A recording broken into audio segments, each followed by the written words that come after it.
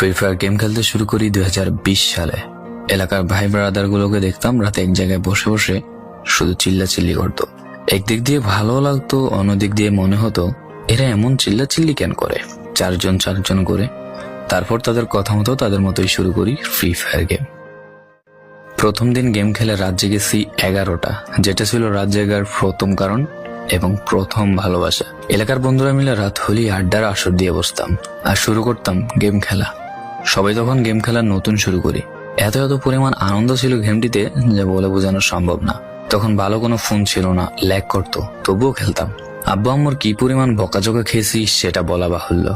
অনেকদিন তো স্কুলও যাইতাম না, বন্ধুরা বসে গেম খেলতাম। কিছু টাকা জুগিয়ে কয়েক মাস পর একটা লেভেল আপ পাস ছিল না, 200 টাকায় বোধ হয় 800 ডায়মন্ড পাওয়া যেত। তো সেখান থেকে 800 ডায়মন্ড থেকে একটা অলগ ক্যারেক্টার নিই।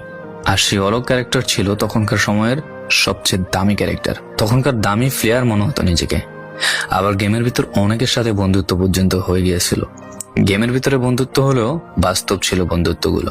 তখন ফ্রি ফায়ারে ডু পার্টনার সিস্টেমটা ছিল না, তাই কোনো মেয়ে গেমেও ছিল না। তারপর যখনই মেয়েরা গেমটা শুরু করে তখনই আস্তে আস্তে গেমের আনন্দ নষ্ট হয়ে যায়।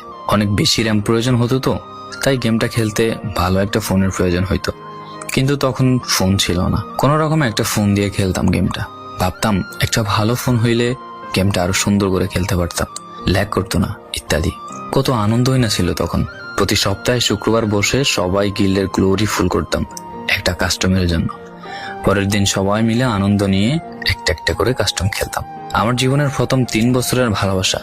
কোনো মেয়ের জন্য আমি গেমটাকে কখনো ইগনোর করি নাই। যখন মন খারাপ থাকতো গেমটা খেলতাম একা একা। একটা ভয় পাইলেই তৎক্ষণাৎ মন ভালো হয়ে যাইতো, মুখে সব সময় একটা মৃদু হাসি থাকতো। এখন আমার কাছে গেমটা খেলার মতো অনেক ভালো একটা ফোন আছে, আমার কাছে এখন অনেক ভালো কালেকশন আছে, টপ আপ করার জন্য টাকাও আছে। কিন্তু গেমের ভিতরে থাকা সেসব বন্ধুরা আর নেই, সবাই ব্যস্ত হয়ে গেছে। সবার আইডি গুলো অফলাইন হয়ে গেছে।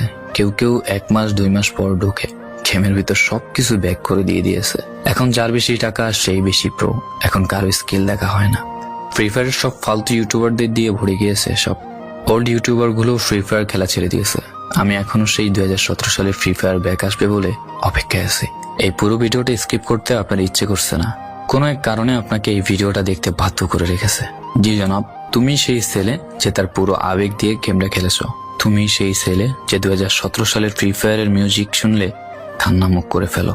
তুমি সেই ছেলে যার এত পরিমাণ আবেগ যে এখন তুমি ফ্রি ফায়ার গেমের পুরনো কোনো ভিডিও দেখলে মন ভরে দেখো। তোমার আবেগটা কোনো মেয়ে নয়, নিয়েছে তোমার free fire. I miss you old Free Fire. I miss you old Free Fire friend. I miss you Free Fire. I miss you.